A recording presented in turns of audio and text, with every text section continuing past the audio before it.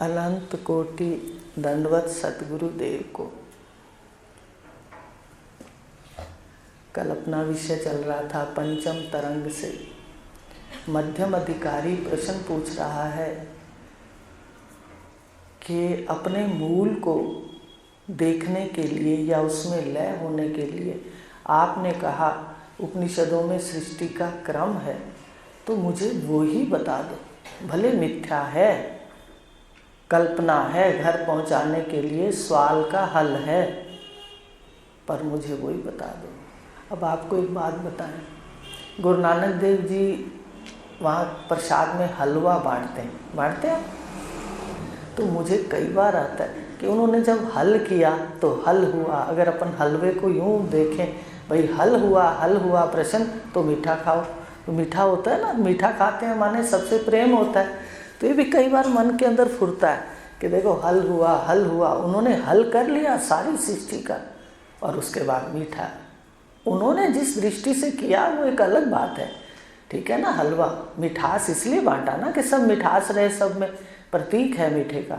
दीपावली के बाद भी क्या बांटते हैं? मीठा बांटते हैं। विवाह में भी क्या बांटते हैं? मीठा बांटते हैं। मतलब हम सब मिठास में रहें, प्रेम से रहें, तो प्रतीक है उसका। तो इस प्रकार हल हो गया। हल होने के कारण ये कल्पना की गई। तो अब गुरुदेव बता रहे हैं कि तुम ईश्वर का अंश हो, इसलिए तुम भी सृष्टि का अभिन्न निमित्त उपादान कारण हो। स्वपन सृष्टि का, स्वपन सृष्टि आप अंश हो, इसलिए आप छोटी सृष्टि रचते हो। ईश्वर बड़ी सृष्टि रचता है, उसका संकल्प बड़ा है और आपका संकल्प छोटा है। तो जितना संकल्प होता है उतनी हम सृष्टि रचते हैं। तो ऐसे ईश्वर सारी सृष्टि को रचता है। तो जब उपादान कारण आप है, तो उसके लिए बताया था कि कैसे सृष्टि में ईश्वर व्याप्त है, माया भी व्याप्त है पंचभूतों में। और पंचभूतों का जो कार्य जगत है, पंचभूतों का कार्य है। इस जगत का कारण कौन है? ईश्वर। पंचभूत, 3 गुण और चेतन, 9 है सारी सृष्टि के अंदर। तो इस सृष्टि का जो कारण है वो माया वाला चेतन है। तो हर जगह माया भी है, चेतन भी है, माया भी है, चेतन भी है।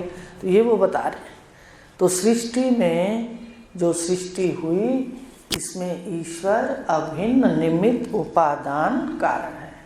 इस सृष्टि का उपादान कारण भी है, वस्तु भी वो आप है और रचने वाला भी आप है। और ज्ञान से सृष्टि रची है।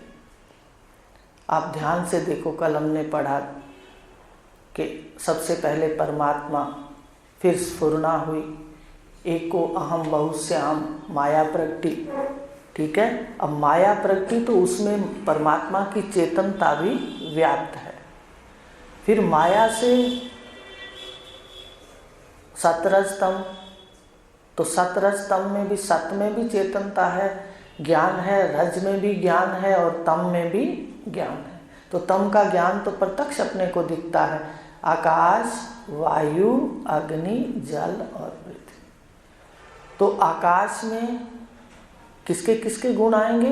फिर से थोड़ा ले लेते हैं कि उसके पिता माने पीछे आकाश माया से हुआ, तो माया का मिथ्यापन आकाश में है।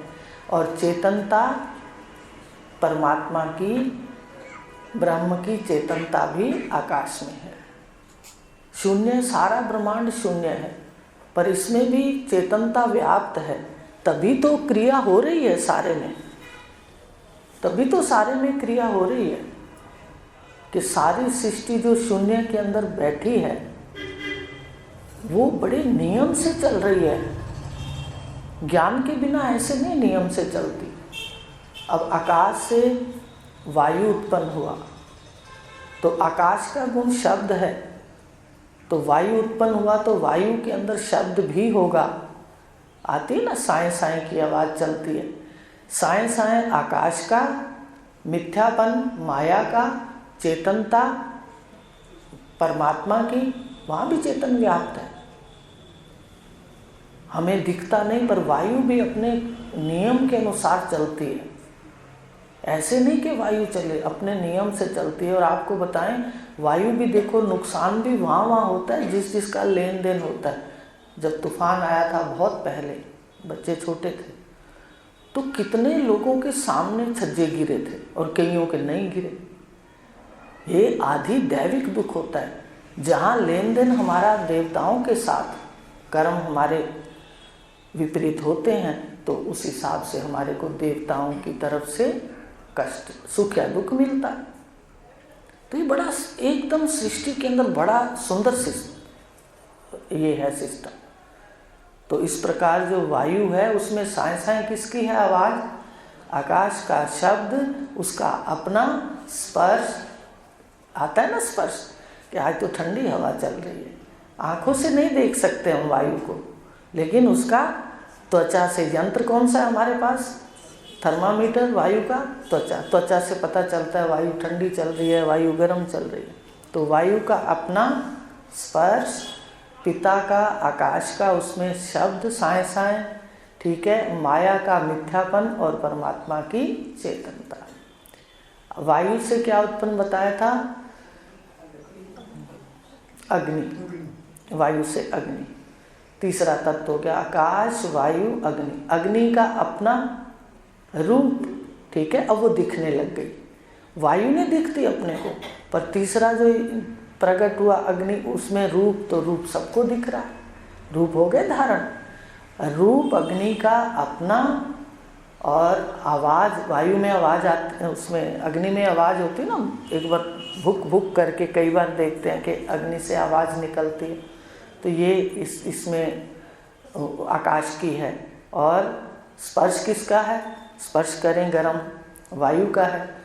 तो रूप जो अग्नि का अपना गुण है, उसमें जो स्पर्श है वो वायु का गुण है, और उसमें जो आवाज़ है, वो शब्द है, वो आकाश का है। मिथ्यापन माया का, और चेतनता ईश्वर की। आप देखो, सूर्य को अग्नि का स्वरूप कहा गया है, ठीक है। तो आप देखो कितने इनमें नियम से बंधे हुए हैं। ज्ञान स्वरूप सारे ब्रह्मांड में व्याप्त है। सारे ब्रह्मांड के अंदर ज्ञान से सृष्टि चल रही है। तभी तो हम कहते हैं अखबारों में, आज सूर्य, कितने समय पहले ही वैज्ञानिक बता देते हैं कि आज सूर्य इतने बज के इतने मिनट पर प्रकट होगा और इतने में अस्त होगा। भले अस्त नहीं होता, ओझल होता है, पर कहते तो है ना उसको अस्त होगा और उदय होगा। तो इस प्रकार चेतनता सर्वत्र व्याप्त है, ज्ञान स्वरूपता सर्वत्र व्याप्त है। सारी सृष्टि में ज्ञान है, जल में भी ज्ञान है। अभी अग्नि से क्या उत्पन्न होता है? जल। हमें सूर्य में समझ ना आए, अग्नि में समझ ना आए, जल में आएगा। जब सूरत गए तो दीदी ने बताया कि जल पता नहीं पूर्णमासी या पूर्णमासी वाले दिन, कहते इस लाइन तक आता है। मैंने कहा क्यों दीदी, क्यों आता है इस लाइन तक? उसको कैसे पता है, मुझे इससे आगे नहीं जाना है। आपस में चर्चा करी ना, तो दीदी कहते भाई इसमें ज्ञान स्वरूप बैठा है। गुरुदेव समझाते थे ना, तो वैसे चर्चा करी और आश्चर्य भी हुआ कि भी देखो, कहते हैं हम कैसे इसमें चेतनता नहीं है, ज्ञान नहीं है, कि जल भी जानता है कि भाई यहाँ से आगे नहीं जाना। और वो तारीख भी पता है उसको, भले प्रत्यक्ष रूप से पता नहीं, पर है। ज्योतिषी भी कह देते हैं भाई देखो कितने कितने आज इतने समय में ये नक्षत्र होगा, उसका ये होगा, बताते हैं कि इसमें तुम्हारे को ये वातावरण के अंदर कोई शुभ हो सकता है, अशुभ हो सकता है, कई बातें बताते हैं ऐसे करके। तो सारी सृष्टि में ज्ञान है। देखो सामान्य है, विशेष नहीं कि हम कहें ज्ञान है तो हमारे साथ आके बोले कोई, पर सृष्टि बोल रही है, सारी सृष्टि बात करती है। अगर आप वास्तव में जानते हो तो पेड़ पौधे सब बात करते हैं, हंसते हैं, बात करते हैं, पर आपके अंदर दृष्टि जगेगी तो पता चलेगा। ये गेट भी देखो, जब जोर से इनके उपेक्षा करके निकलते हैं तो ये भी कहते हैं मैं हूँ, ठोकर लगती है, आवाज़ करते हैं, तो लगता है देखो कैसे सारी सृष्टि में सभी जानकार हैं। पेड़ पौधे जानकार हैं, वैज्ञानिक कहते हैं, जानकारी उसमें भी है। तो ज्ञान, सामान्य ज्ञान सबके अंदर व्याप्त है। तो अब कहा आकाश से वायु हुआ, वायु से अग्नि, अग्नि में पीछे वाले सारे गुण हैं, अग्नि से जल हुआ, तो जल का अपना रस है, ठीक है। आगे फिर वो तीखा रस, मीठा रस, कसैला रस, ये सारे रस किसके हैं? ये जल के, ये अपना है जल का गुण, जल का गुण रस अपना है। और पीछे अग्नि का रूप दिखता है, जल रूप किसका है? जो दिखता है वो अग्नि का है। और उसके बाद वायु का क्या है? उसमें स्पर्श है। और आकाश का, जल में भी आवाज़ है। जल कितनी तेजी से चलता है, कभी आपने सागर को देखा हो? ऐसे जो अभी गए थे, जैसे द्वारकाधीश में देखा, ठीक है, मान लो कहीं भी सागर है तो वो ऐसे लहरें और आवाज़ करते हैं। और बॉम्बे में तो इतनी तेज आवाज़ थी, मुझे लगा वहाँ पर कि कहते हैं सागर के लिए कि गंभीर होता है।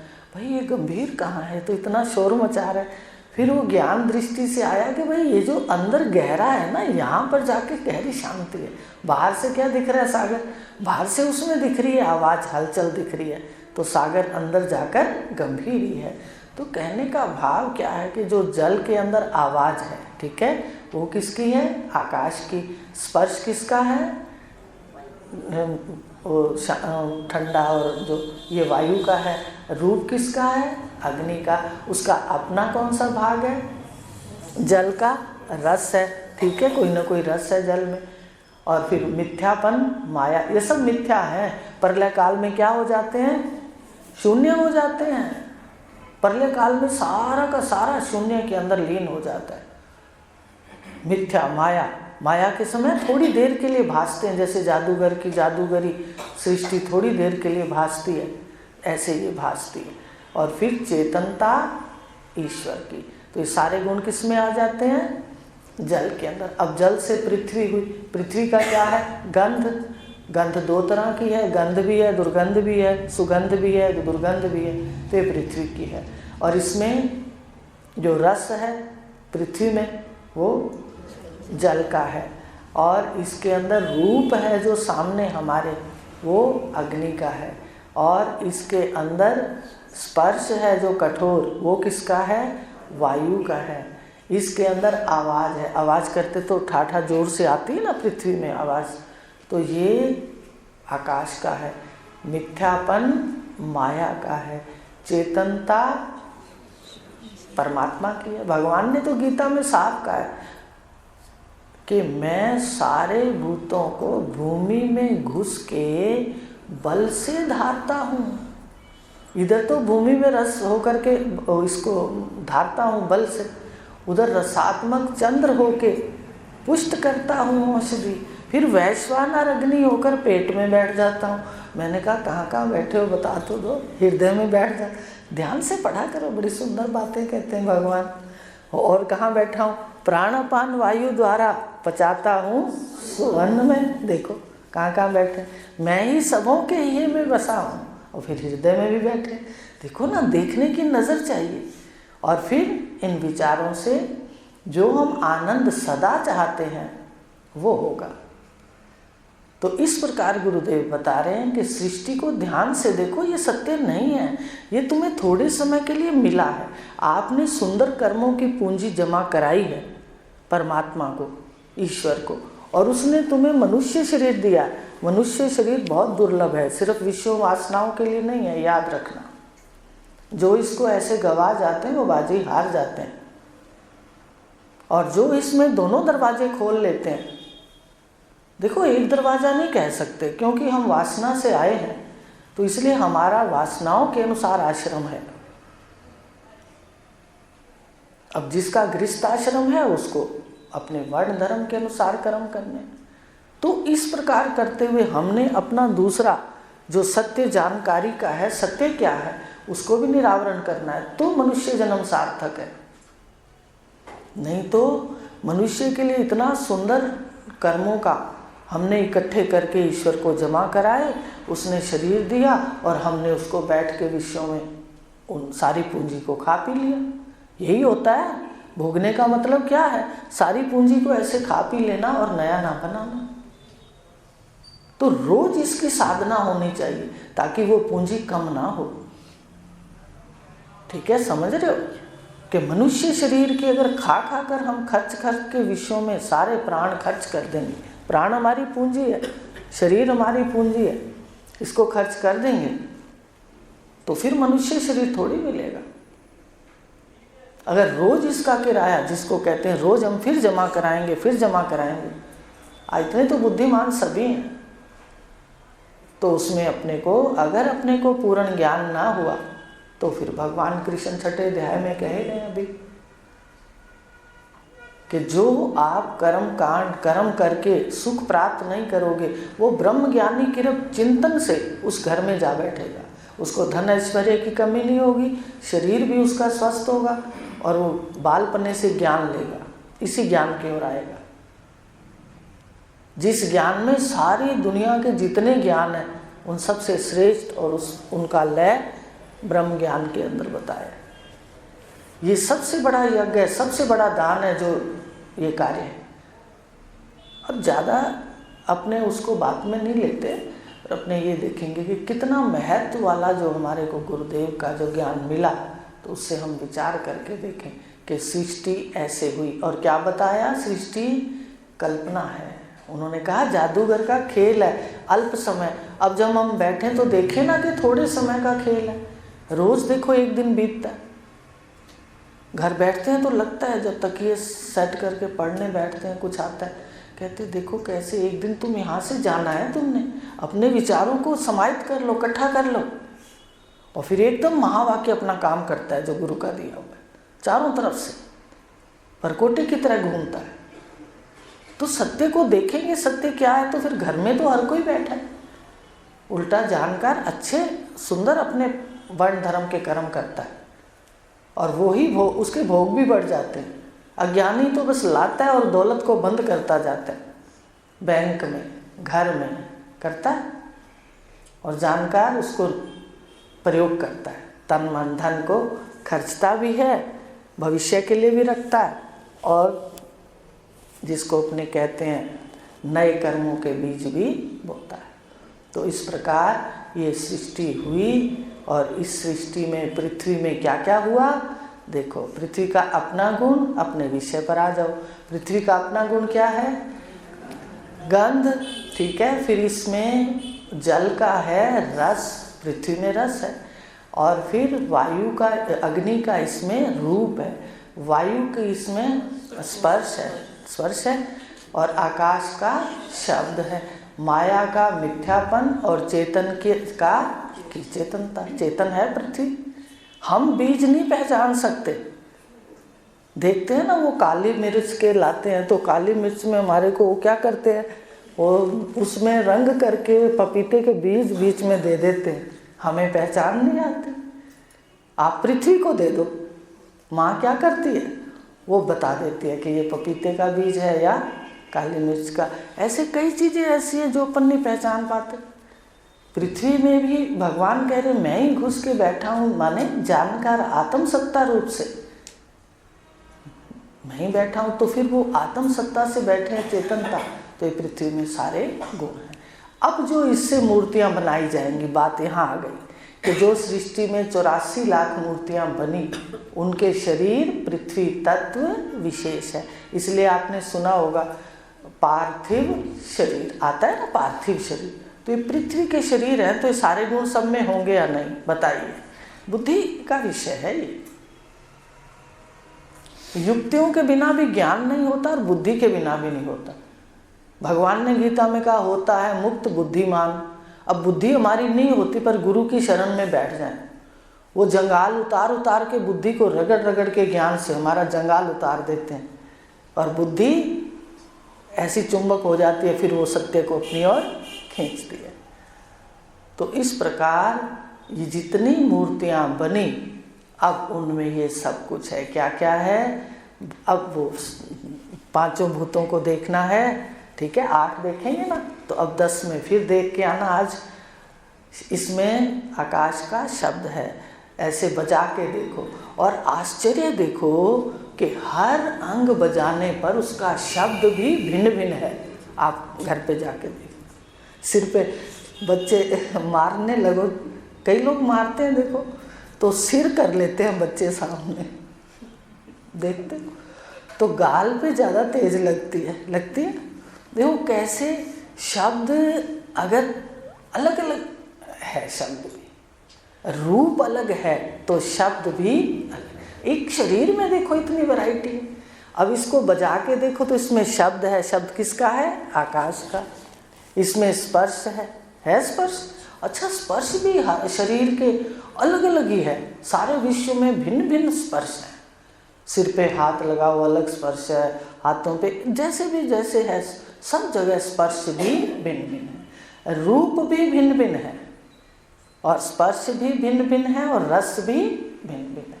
तो इसको बजा के देखो, इस शरीर में कोई शब्द है, ठीक है, आकाश का।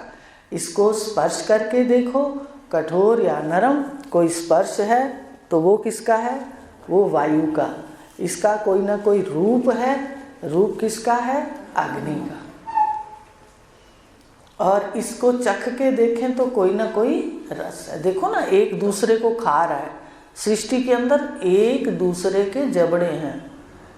छोटा छोटा वो क्या है, कीड़ियाँ चलती हैं, उसको आती है चिड़िया, वो चुगने लग जाती है। कई बार देखा, चिड़िया छोटे छोटे कीड़ों को खाती है। बिल्ली आती है, चिड़िया को खा जाती है। कुत्ता आता है, बिल्ली को खा जाता है। सिंह आता है, ऐसे करते देखते जाओ। ये विश्व के अंदर सारे एक दूसरे के जबड़े, एक दूसरे को खा रहे हैं। सृष्टि में देखो तो ये रस है तो ही खा रहे हैं ना। कोई फल खा रहा है, कोई कुछ खा रहा है, उसमें रस अलग अलग है। देखो, रूप भी अलग है तो रस भी अलग है। तो शरीर को भी बजा के देखो। सारे विश्व में ये बात है, पर हम शरीर से देखेंगे, अपने शरीर से। इसको बजा के देखो, आकाश का शब्द है। इसको स्पर्श करो, वायु का स्पर्श है, कठोर या नरम। इसको आँखों से देखो, ये सारा इसका कोई ना कोई रूप है, ठीक है, वो अग्नि का है। और फिर जल का इसमें रस है और पृथ्वी की इसमें गंध है। गंध है शरीर में है। कपड़ों को देखो, अलग अलग, वैसे गंध भी कहते हैं, भिन्न अलग अलग है सबके। तो कैसे देखो, सारा ये 5 भूत हो गए। शब्द भी है, स्पर्श भी है, रूप भी है, रस भी है, गंध भी है। 5 भूत दिख गए। अब इसमें देखें, सत्य रज तम के तो 5 भूत दिख गए, तमोगुण की आकृति बन गई, ठीक है। अब सत्य का इसमें सुख है, सारे ब्रह्मांड में सुख है। पहले कई लोग मिलते तो थोड़ा डर के मारे नहीं बोलते थे। जब से ब्रह्म सूत्र पढ़ा तब से वो निडरता आ गई। सिद्धांत पता चल गया कि भाई देखो क्या तक क्या है।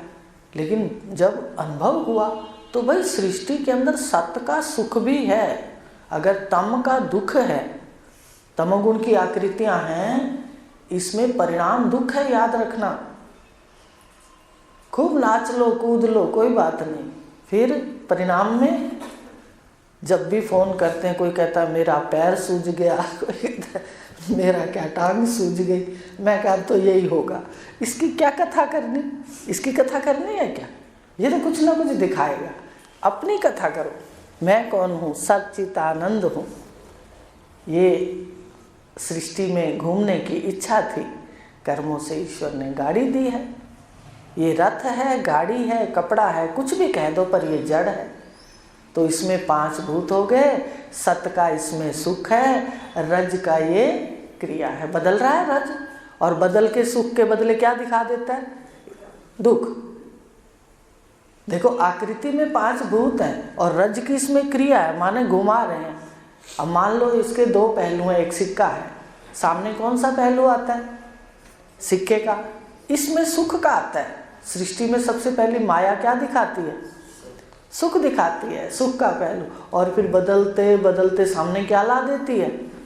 दुख लाती है। तम का दुख है, सत्य का सुख है सारे ब्रह्मांड में, और रज की क्रिया देखो, सारा दिन क्रिया हो रही है, आज तक ब्रह्मांड रुका नहीं। मुझे जब देखती हूँ सुबह संध्या में ऐसे घबराहट होने लग जाती है, ऐसे लगता है कोई रुक नहीं रहा, क्यों नहीं रुक रहा, ऐसे चले जा रहा है, चले जा रहा है, चले जा रहा है। अनुभव की बात होती है ना अलग, बड़ा प्रत्यक्ष अजीब सा दिखता है कि सृष्टि बिल्कुल ही कहीं नहीं रुक रही, ऐसे चलती जा रही है। जब से सृष्टि हुई है अपनी उसमें मूल में, अपने आश्रय में लीन होने के लिए एकदम जा रही है, कहीं इसका स्थिति नहीं है, रुकावट नहीं, रुकी हुई नहीं है। शरीर रुका क्या कभी?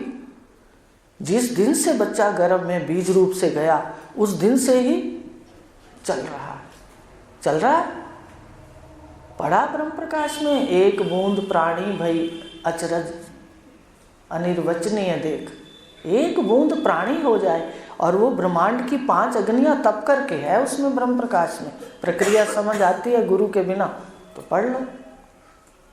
ऐसे ब्रह्मांड से चक्कर लगाता है और गर्भ में इस तरह से ये रूप प्राणी हो जाता है। कितना आश्चर्य है, कैसे परिवर्तन हो रहा है, कैसे बदल रहा है। और अब सारी सृष्टि अपने मूल आश्रय में शून्य होने जा रही है और ये शरीर भी शून्य हो जाएंगे, इसलिए सावधान हो जाओ। कल भी बताया था, उत्तिष्ठित जागृत प्राप्य वरा निबोधित दुर्गम पथस तत्कव्यो वदन्ति, कि पथ बड़ा कठिन है पर जो श्रेष्ठ पुरुष है वो इसको सरल कर देते हैं। तो ये याद करके आना, 5 भूत और 3 गुण सब में दिखे, इसको बजा के देखो, छू के देखो, जो भी इसका रूप देखो, इसका रस देखो, इसकी गंध देखो, सत का सुख देखो। है सुख, सब इंद्रियों में सुख है। कह दूं, कहेंगे है तो तत्वज्ञानी, उधर से तो वैराग कराते हैं, उधर से कहते सब इंद्रियों में सुख है। हाँ हाँ बिल्कुल सत्य है, सब इंद्रियों में सुख है, पर कैसा सुख है? एक तो क्षणिक है, दूसरा कैद के पिंजरे हैं। कल बताया था, चूहा जाता है घी देख के, मछली जाती है, मछली क्या करती है? वो आटा डालते ना, मछली देखती है आटा और आगे जाके क्या हो जाती है? मृत्यु का सामना करना पड़ता है। हाथी काम के वश क्या करता है? उस खड्डे में गिर के उसको भी पराधीनता का सामना करना पड़ता है। ये बता रहे सारे अपने को विषय। सुख तो है पर परिणाम क्या है इसमें? दुख है। आ गई बात। सत्य भी है और तम भी है सारी आकृतियों में। तो ये 10 में मुझे सुनाना, ठीक है? 10 चीजें देख के आना। 10 देखो 1-2 याद रह जाएंगी, 10 देखनी है। तो आज अपन ने देखा कि सृष्टि हुई पर उसमें कैसे, जैसे यहाँ होता है ना कि भाई हेरिडिटी है, पिता के गुण भी हैं, दादा के भी हैं, परदादा के भी हैं। होम्योपैथिक पद्धति में ये पूछा जाता है। यहाँ भी वही बात है कि आपके इस शरीर के अंदर सारे तत्वों के गुण हैं। देख लिया आज आपने? तो ऐसे 5 भूत और 3 गुण की सृष्टि, इसको धारण करने वाला चेतन, वो सब में व्याप्त है। बताया ना, सब में चेतन भी और माया भी है, बिल्कुल मूल से लगा करके पृथ्वी तत्व तक। तो इसमें भी चेतनता है और है चेतनता। जितनी मूर्तियां बनी आंखों में विशेष होके बैठ गया। ज्ञान से बने सबके शरीर, कितने सुंदर रंग हैं, कभी देखा तो करो इस दृष्टि से। ऐसे सुंदर रंग है, ऐसे डिजाइन है। जंगली पशु दिखाते ना जब, तो उसमें इतने सुंदर सुंदर डिजाइन उनके और इतने सुंदर रंग, और इतने वो ज्ञान स्वरूप हैं। उनको सबको पता है कि कैसे शिकार को मारना है, कैसे बचना है। ऐसा देखते हो कभी जंगल न्यूज़ के अंदर, वहाँ ऐसे दिखाते। तो कहने का मतलब सारी सृष्टि में 5 भूत 3 गुण काम कर रहे हैं, चेतन के आश्रय। सत्ता चेतन की और क्रिया 3 गुणों की। अब 3 गुणों में, तम में 5 भूत आ गए, ठीक है, 8 हो गए, 5 और 2 ये 7, तमोगुण 8। तो कहने का, जिसका परिणाम दुख है, तो बता रहे हैं गुरुदेव इस प्रकार सृष्टि हुई। अब कल आगे लेंगे। आज इतना फिर से आपको रोकते हैं, जाके 10-10 चीज़ों को देखना कैसे सृष्टि में मैं ये सारे तत्व नहीं, मैं इन सब का दृष्टा हूँ। ध्यान से देखना। हरि ओम शांति शांति।